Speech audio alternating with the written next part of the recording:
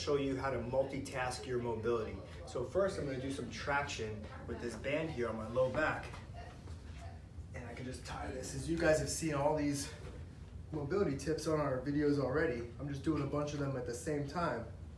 Next, what I'm gonna do is take a lacrosse ball, put it in the hip on the other side, so I'm getting some lacrosse ball work on that glute. We have the peanut lacrosse ball, which I'll put in that mid-back for a little bit of thoracic extension, mobility on there.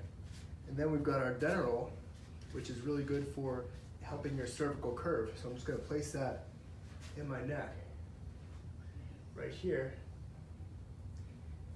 And while I'm laying down,